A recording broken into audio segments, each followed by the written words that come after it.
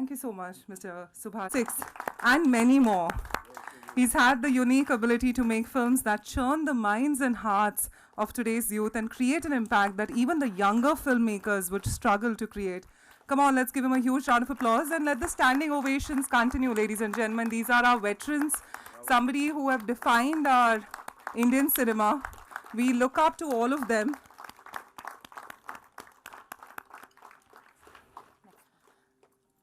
Next one, of course, our charming Miss DIVYA Datta ji, with films like Bhag Milka Bhag, Delhi 6, Stanley Ka Dabba. Let's give her a huge, huge round of applause and many more to her credit.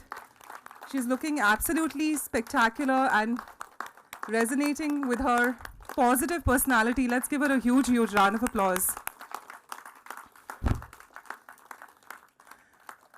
Of course, popularly known as Jagu Dada. Yes, Mr. Jackie Shroff, who absolutely needs no introduction, but somebody who has created unparalleled work across his volume of the years he's been in the Indian cinema.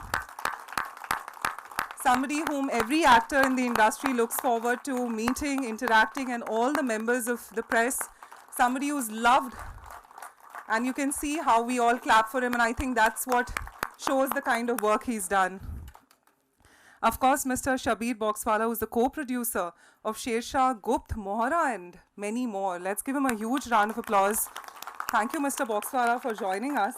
It's an absolute honor to have you today with us. Come on, ladies and gentlemen, let the applause continue. And of course, Mr. Sandeep Srivastava, the highly acclaimed screenwriter, lyricist, and actor, widely known for his film New York, and he also wrote the screenplay for the film Shersha. Let's give him a huge, huge round of applause. Thank you, Mr. Srivastava, for joining us on this grand occasion. With this, I'd request all our dignitaries to please be seated, and of course, our members of press, thank you so much.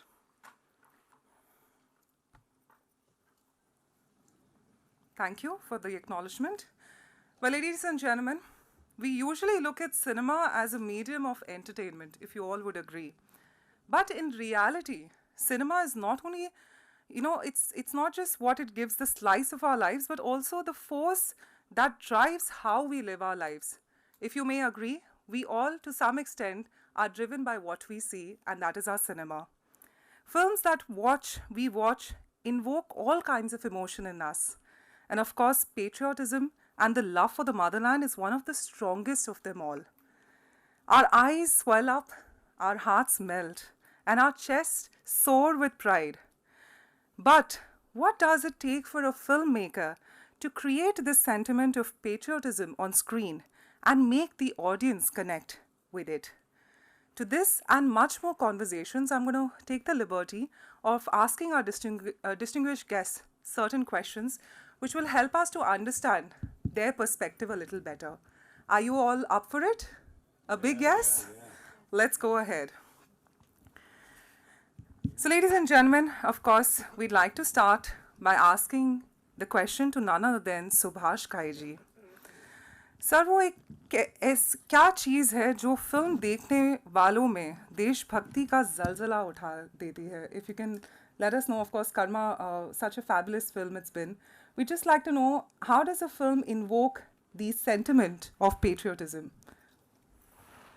First of all, good morning, and thank you very much for inviting us and for this honor. Thank you, Ms. Marcus, everyone.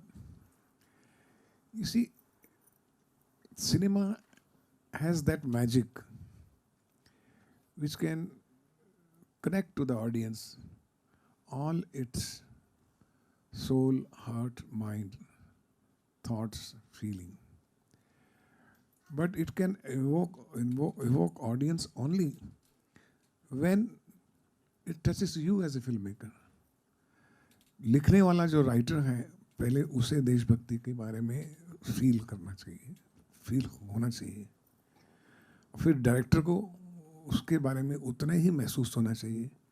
जब जितना वो महसूस film बनाते हुए करेगा उतना ही महसूस audience feel करेगी. अगर मैंने ही आर्टिफिशियल तरीके से उसको ज्योमेट्री समझ के या मैथमेटिक्स समझ के या एक सुपर हिट बॉक्स ऑफिस समझ के किया कि पेट्रियटिज्म बिकता है, तो ऐसा नहीं होता है. You have to feel it from your own soul, within your own mind, love for your country and feel for your nation. ये स्वभाव में होता है आपके, या होता है या नहीं होता है. उसको आप इनकैश करने के लिए नहीं करते. मुझे याद है कि जब कर्मा की फिल्म में बना रहा था और स्क्रिप्ट लिख रहा था, तो it was an basic plot ये था कि एक जेलर जो है 3 क्रिमिनल्स को लेके एक मिशन पे जाता है और एक विलन को पकड़ता है, उनको प्लान करता है. इसी planting a criminal against a criminal it's very one of the oldest plot. So when I was writing it, then I thought कि I had written a character of mister Dilip Kumar that who is a very patriotic person by himself, and his wife writes a song, हर कर्म अपना करेंगे वतन तेरे लिए, and is very inspired by his wife thought, and he is a person who loves his prisoners, who takes care of his prisoners. He does his duty, and when he looks at his flag, his eyes glitter. Genuine feelings. So when I was in the process of writing the script, then I thought that when he employs these 3 criminals who are now going to be hanged, so it was Mr. Dilip Kumar's characters who brought them and infused his feeling into them. And that is how the whole picture became on a different platform, of that these 3 criminals who were hardcore criminal, who could never think of their country or India. In the end, they start shedding their tears for their country.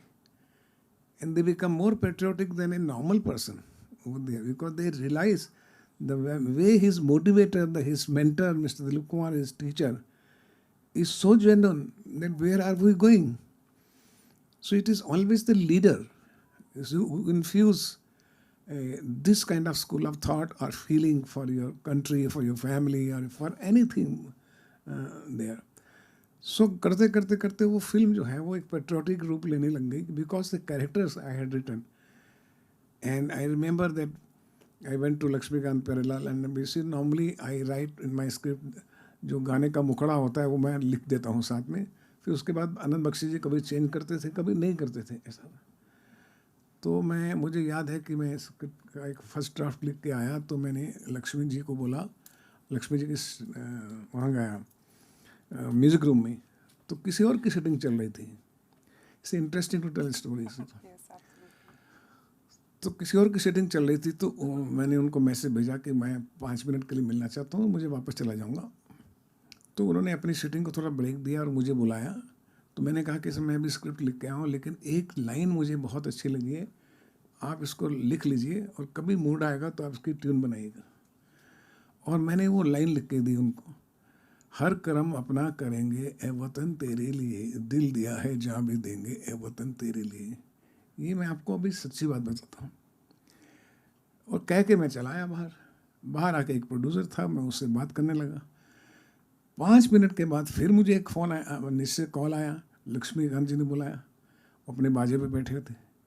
बोले सुभाष जी सुनिए, मैंने आपकी line पढ़ी है, मैं इससे बहुत प्रेरित हुआ, it's a beautiful line, just listen.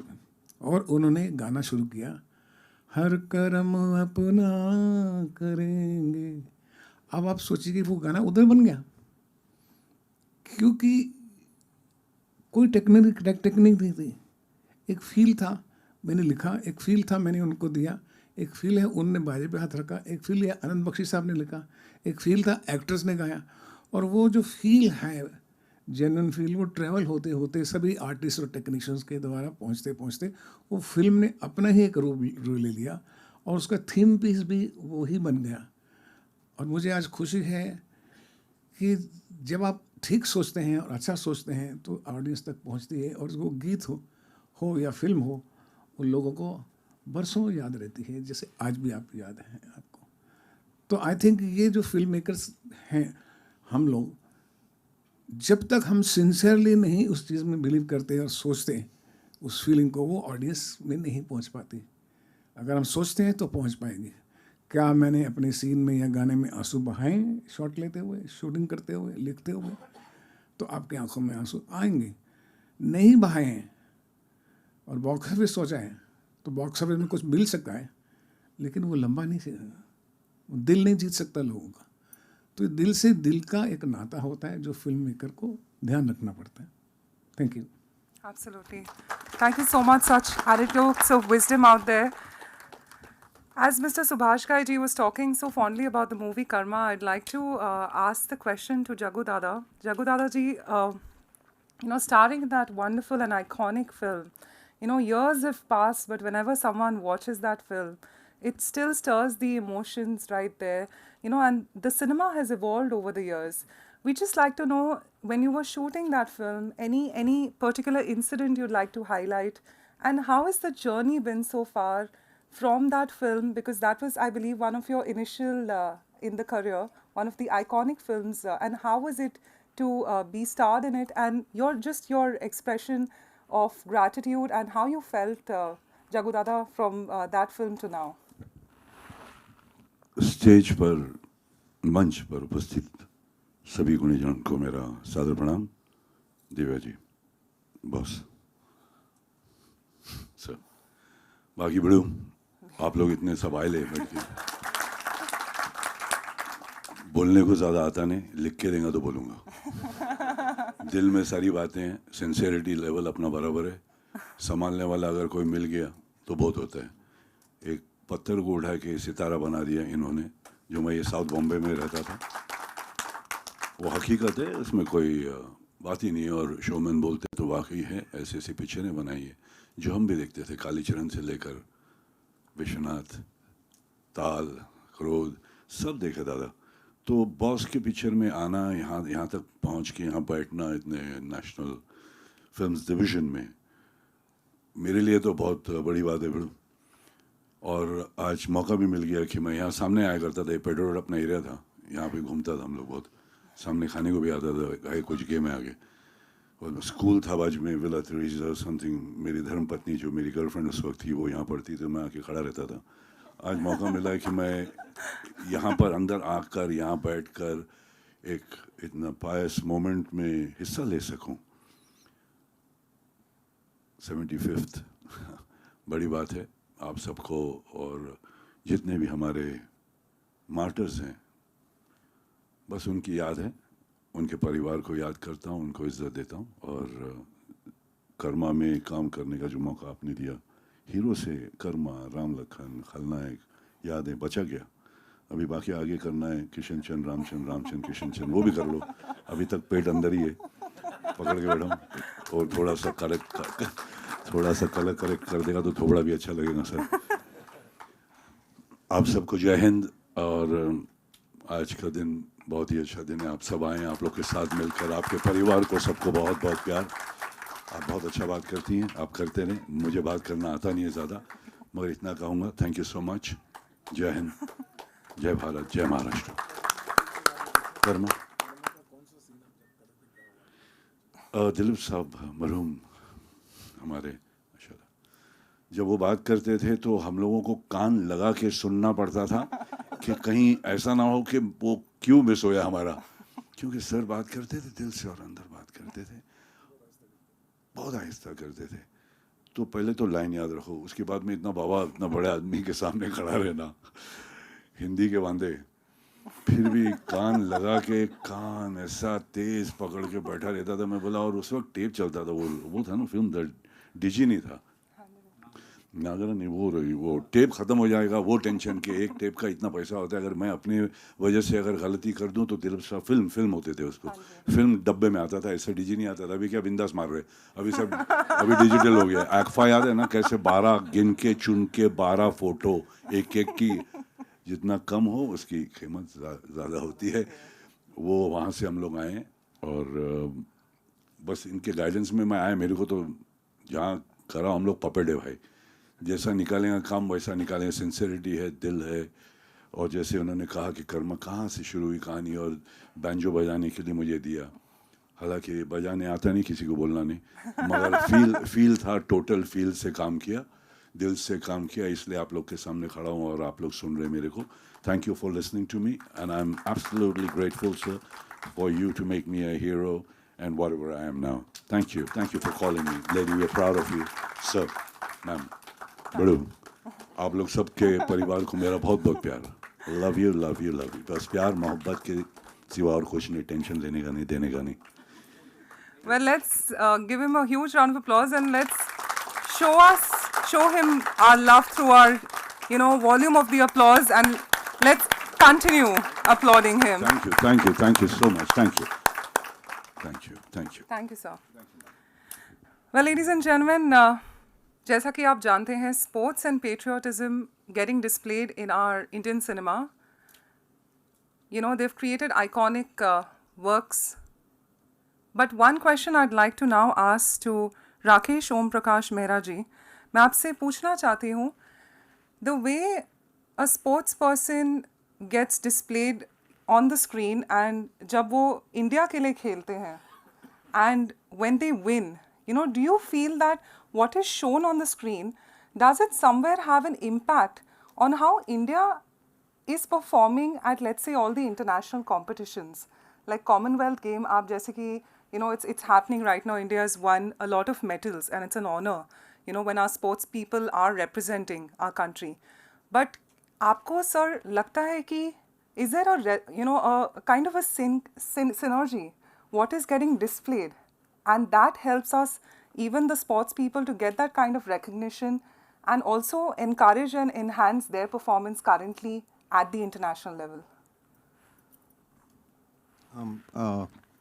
नमस्कार